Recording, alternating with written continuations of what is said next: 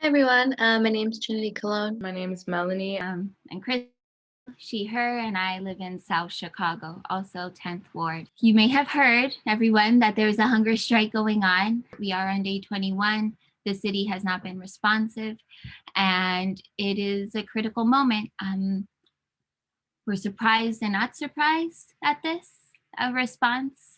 It's really incredible to see the city really not care about life. We've been historically for so many years already, and time, companies, industries keep coming here and releasing really bad toxins. People ask me like how bad, like is it really? Like, are you guys exaggerating? Like about like the pollution? And what I always tell them is I live in South Deering and I can go outside, not even walk like 5 feet, and I turn my head and I just see the smoke coming from the factory. I see the smoke coming from these fires.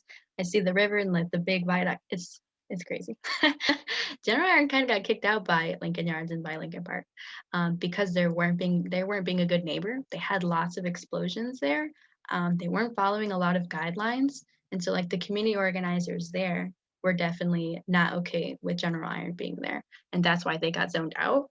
And that's where they were like, okay, well, actually, nothing happened. We're actually just relocating. The Southeast Side has a long history in kind of the labor history of Chicago. It has a long history in terms of being a site of disposal and seen as, well, this is just kind of the place that these kind of industries belong. Where that gets seen to be what it really is and how it fits into the racist history of Chicago, particularly when an industrial polluter leaves a predominantly white community to travel into a predominantly BIPOC, a predominantly Latinx working class neighborhood. Why is it that we as a city settle for these dangerous, dirty, polluting, explosive and toxic kind of neighbors, corporate polluters?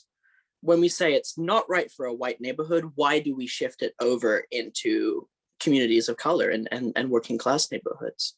We don't want General Iron anywhere near this city's limits. RMG is a corrupt company. They base profit over people, giving dirty money, giving money to Sue, giving money to Lori, and other aldermen to not pass any policies on that and to protect themselves. It's all about the money, not really with any regard for the people who live here. There's complete negligence. It seems to be indifference. And then we see the money tracing back to even previous to Lori Lightfoot with Rahm Emanuel.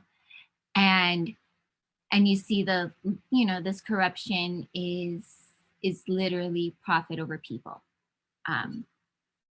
This is not anything worse, but sometimes we'd like to think about what could it be? What are the possibilities, for our neighborhood?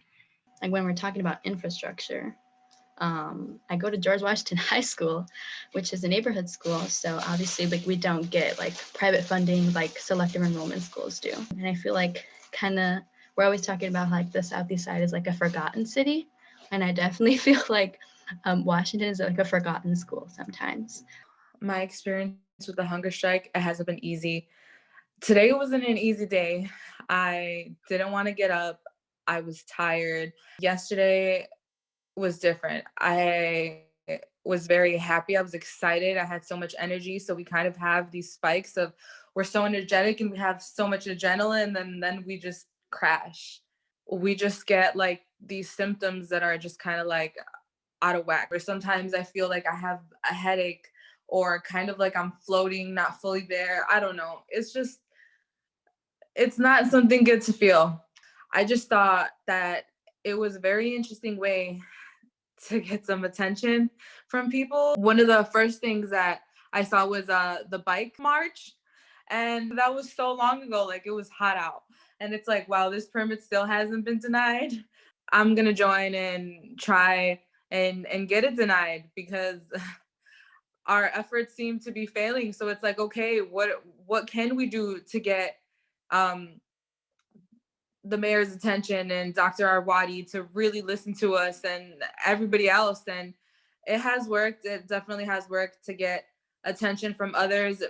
Maybe not from Lori. I don't think she cares that we're starving. I'm hurting like every day, like it's on my mind, like the hunger strikers, like their health, like my friends, like ugh. And one of the hunger strikers is like my teacher. He's a staff member at my school at George Washington. We're finally starting to really become a community and be able to lean on each other for things.